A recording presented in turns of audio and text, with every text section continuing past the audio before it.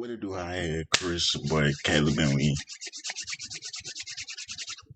back with another video. And today we got when you grow too tall to play basketball. I wish that happened to me.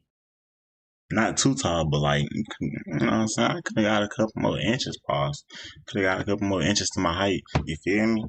You feel me? Like, come on, man. It's all good, though. I'm gonna make it. Let's get to it. This by JxmyHighroller, my bad.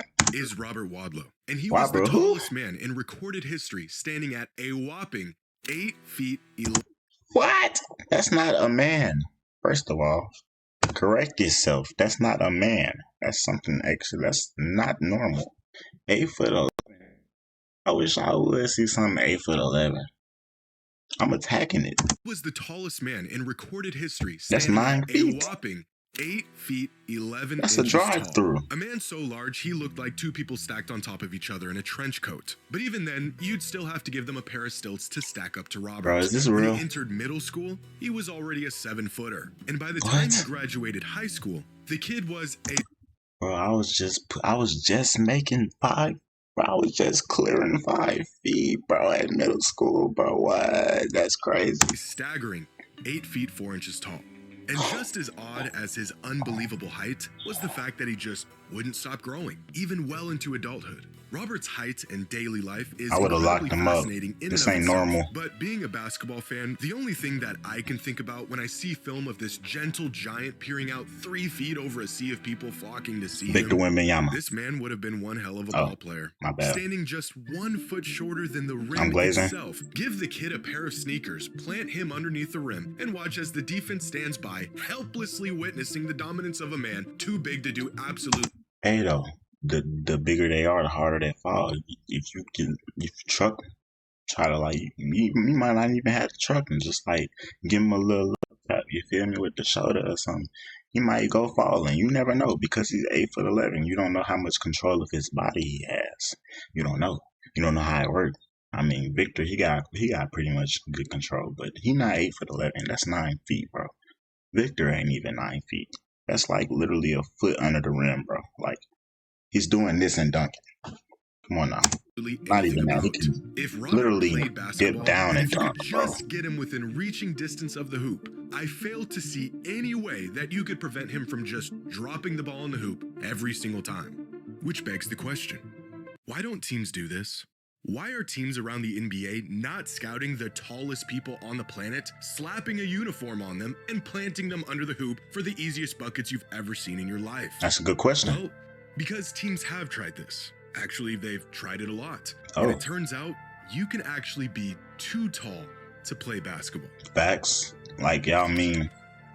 Oh, you know what's coming up.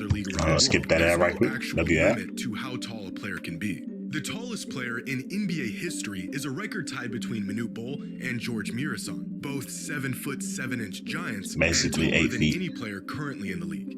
But they weren't nearly the tallest people on Earth. In fact, they weren't even the tallest basketball players in history. There's 7'8" Yasutaka Okayama, drafted into the NBA in 1981, but never played a game in the league. 7'9" Sun Ming, 7'9" Olivier Roux, 7'11" Abidun Adegoke. There are taller people and taller players out there. Hey, shout out to Jimmy for these name pronunciations, because this is elite right here. This is elite speech because you shitting me. You telling me I gotta pronounce that? Nope. In a sport where size grants the ultimate advantage, why does there seem to be a limit to how tall players can be in the NBA? If taller players exist, why are they of no use to the best league in the world? To answer this question, we first need to understand just how big a human being can get. And the tip But they don't even look real, bro.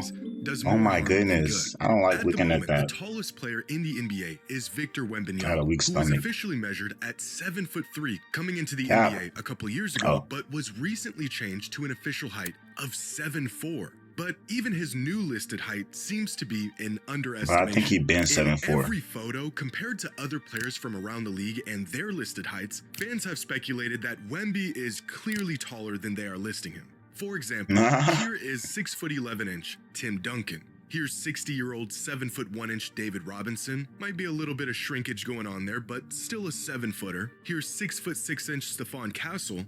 And here's Victor Wembanyama. Here's Victor Wembanyama. Bro. Victor Wembanyama. Here's Victor out here KDing us, bro. He is not no 7'4", bro.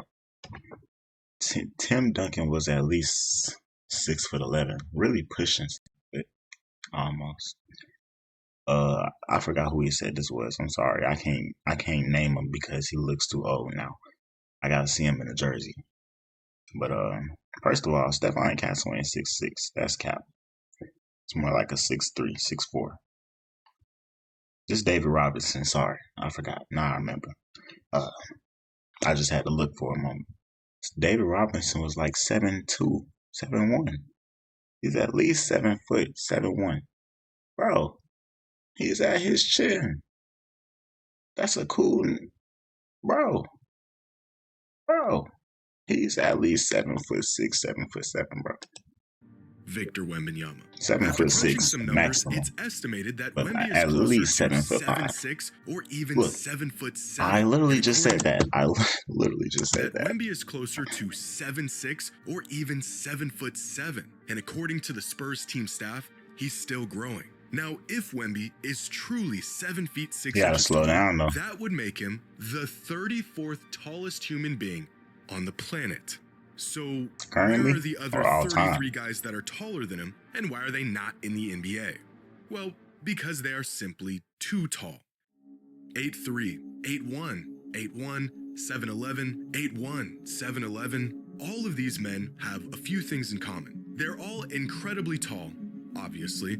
None of them play sports, and they all suffer from genetic disorders that made them as tall as they are. No human has ever naturally grown to this size. Instead, the supersized stature of these individuals is due to a rare disorder called gigantism. What would y'all do if y'all seen something like that chasing y'all? What would y'all do? Me personally, where I'm from, we CAG people. I ain't running. Where the body produces excessive growth hormone, leading to abnormal and excessive height. But the result of this condition is not just extreme size, but a laundry list of medical issues that almost always accompany it. Spinal pain, joint pain, sleep apnea, carpal tunnel, cardiovascular and respiratory issues, insulin resistance, and even neurological conditions. In the cases of these rare individuals, they become so big that their body has trouble even functioning and completing normal everyday tasks, let alone pursuing a career in athletics. Although there is one exception. Sort of. 8'1" Iranian volleyball player Martiza Merzad, who has had a decorated career on the world stage and is currently the tallest athlete on the planet, which would make him the exception to the rule if he didn't compete sitting down. The results of an accident that he had when he was a teenager that stopped the growth of one of his legs while the other leg kept growing, a disability that indirectly stemmed from his incessant growth. There aren't many people around the world who are tall enough to be an actual cheat code in sport. Wait, so is he still, so if he said one of his legs stopped growing and the other one kept growing, does that mean one leg makes him 8'1"? That's crazy. And in the extremely rare cases that they are, sports are simply out of the question. Although there isn't a limit to how tall you can be to play basketball, there does seem to be a theoretical limit to how tall a person can be before they have a hard time just functioning. And this limit seems to be about 7'8". Beyond this, there are just a handful of human beings on record to live relatively normal lives without dealing with severe debilitations as a result of their immense size. The human body just isn't meant to be bigger than this. In fact, every single instance of a person growing taller than 7'9" was a result of a genetic disorder. The tallest man in recorded history whose height didn't stem from any pathological condition or excessive growth hormone production is actually, believe it or not, playing basketball right now. Standing at 7 feet 9 inches tall, 19-year-old Olivier Roux is pushing the boundaries of not just how tall a basketball player can be, but how tall a human being can get while still maintaining their mobility, dexterity, he's in college. and health. He plays for Florida. The kid is still growing and still pursuing a career in the NBA. But he would be the first person to cross this hypothetical He gonna have size to get limit stronger. He and looks make it way to too the slow. league. Because as much as height plays possibly the biggest role in the game of basketball, too much of it can end up being a curse. Back in 2007, in a game that was openly advertised as a publicity stunt, the Maryland Nighthawks of the ABA had the bright idea to start the game with a 5-man lineup that had an average height of 7'3". How did they possibly manage to do this? By starting the second tallest basketball player ever at 7'9" as their center, the tallest NBA player ever at 7'7" as their power forward, 2 7-footers as their small forward and shooting guard, and running a 6'8" point guard. 432 inches of basketball gimmick. And it took all of this to narrowly win the game thanks to a half-court buzzer beater. And they barely won the game? Yes, everything you just heard actually happened. It was actually hooping though? This lineup was never seen again, and the big ball strategy was for nothing more than to merely grab some attention. The Nighthawks knew all along going overboard on the size was never a real viable strategy. It didn't grant them an edge over their opponent, and the idea of just feeding their big men easy buckets under the hoop was as far-fetched in reality as it was in theory. But the Nighthawks aren't the only team to give the big ball strategy a shot. In 1999, during the last game of the season, the Dallas Mavericks decided to start the game with a 5-man lineup that consisted of 3 7-footers, one of them being the tallest player in the NBA. 414 inches of lineup and an average height of 6'11", which goes down as the biggest starting 5 in NBA history.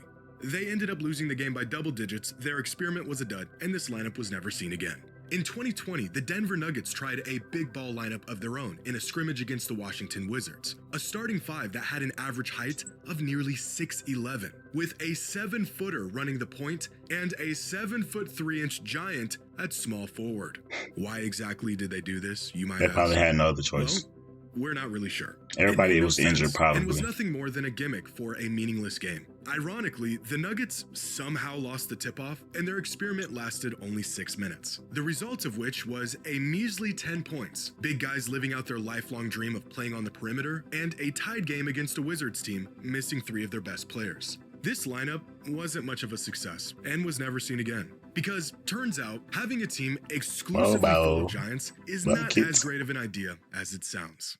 With how big some NBA players are, it is a miracle that they can shuffle their feet, react quickly, and maneuver around the court with the best athletes in the world at all, even if they may struggle in the process. It gets to a point where excess height tends to introduce bigger trade-offs than benefits. Oh my goodness, more mass to move, longer levers to control, smaller margins for balance and touch. The rare talents who defy that don't just add inches, they carry those inches. Studies have shown that the negative effects of excess height, joint degeneration, spinal issues, cardiovascular strain, can begin to take effect in individuals just 6'8" or taller. Every inch above that, and the drawbacks become more and more pronounced. Oh, that's By tough. 7'3", health issues aren't just expected, they are virtually inevitable.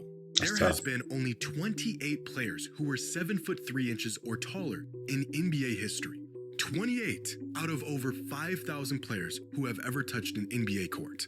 Out of these 28, 11 of them didn't even play a full season worth of games. Players that were short-term projects that just didn't pan out. And out of the 17 that did, 8 of them were forced to retire due to injury or a combination of multiple injuries, which leaves 9. 9 players in the history of the NBA who were mobile and skilled enough to play against the best players in the world while remaining healthy enough to stay on the court. Why don't NBA teams just get the largest human beings on the planet and take advantage of their size? Well, they do. It's just extremely, incredibly rare to find an individual who meets the requirements. It's not that rare. It's not that rare. It's just the fact that it's more rare to find somebody that tall. Because if you think about it, 9 to 28 ain't that bad. Because you already ain't picking up a lot of other people anyway. Like You're going to pick up somebody with some size, though. You can find them, and you can hoop. Pushing the limits of how but can you find them, though? Basketball. They are at the boundary of how tall a person can be without medical intervention. The fact that these guys were able to move around without pain and live normal lives at all is astonishing. Add in a strict physical regimen, getting up and down a basketball court for an entire career, and keeping up with some of the best athletes in the world. And these guys are physical anomalies who have defied biomechanical expectations. How tall can a basketball player possibly be? Well, look around courts all over the world, and you'll get your answer.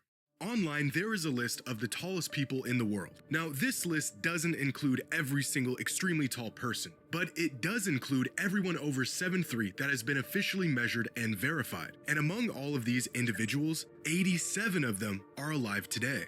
87 human beings across the entire planet who are officially at least 7 feet 3 inches tall. Of these 87 people, 49 of them have played or are currently playing professional basketball. That See? is 57%. It's just the fact that it's not that common today were to at find one them. point or are currently pro basketball players. Even crazier, 27 of them played or are currently playing in the NBA.